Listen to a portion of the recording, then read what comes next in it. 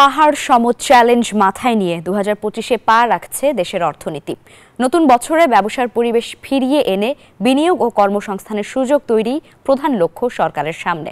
শিল্পোদ্যোক্তাদের আশা, নীতি সহায়তা ও জ্বালানি সংকট নিরসন করে তাদের পাশে থাকবে অন্তর্বর্তী সরকার।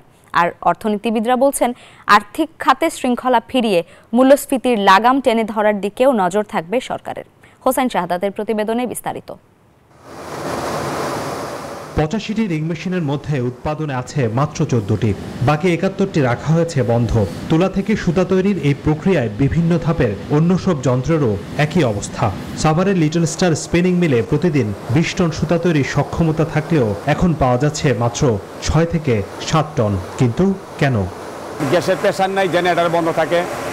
আমাদের দুটা জেনারেটর 3000 কিলোওয়াট, সেখানে আমরা একটা জেনারেটর চালাই 600 থেকে 550 লোডে, কখনো 700 লোডে।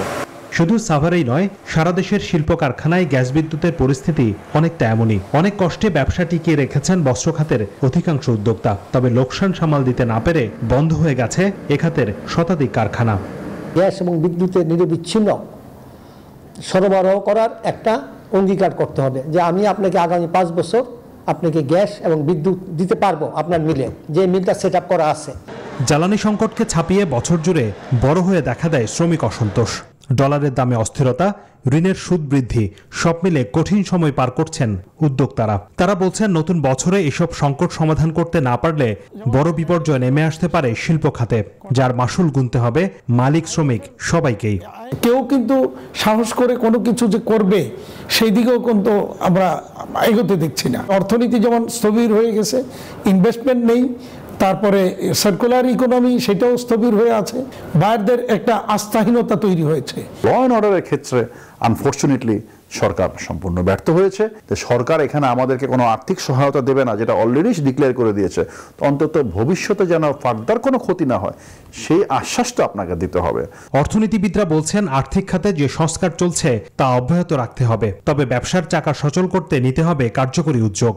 ইকোনমিক ম্যানেজমেন্টের জন্য যে সংস্কারগুলি দরকার, সেটার জন্য তো এই কে.এস. মুর্শিদের নেতৃত্বে একটা কমিটি গঠন করা হয়েছে। তারা বাজেটের জন্য আমার মনে হয় কিছু এই প্রাইভেট সেক্টরে বিনিয়োগ পরিবেশের উন্নতির জন্য, এটাকে আরও ইনভেস্টমেন্ট ফ্রেন্ডলি করার জন্য, বোথ লোকাল এবং ফরেন, সেটার জন্য আমরা আশা করছি যে তারা কিছু রেকমেন্ডেশনস দিবেন।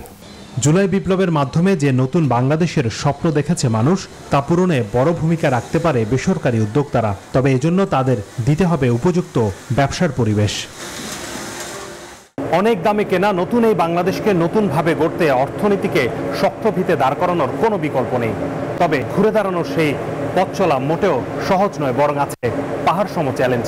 তাই নতুন বছরে সরকারকে শিল্পবান্ধব নীতি গ্রহণ এবং ব্যবসার সুষ্ঠু পরিবেশ ফিরিয়ে আনার তাগিদ দিচ্ছেন ব্যবসায়ী এবং অর্থনীতিবিদরা। হোসেন শাহাদাত, নিউজ 24, সাভার, ঢাকা।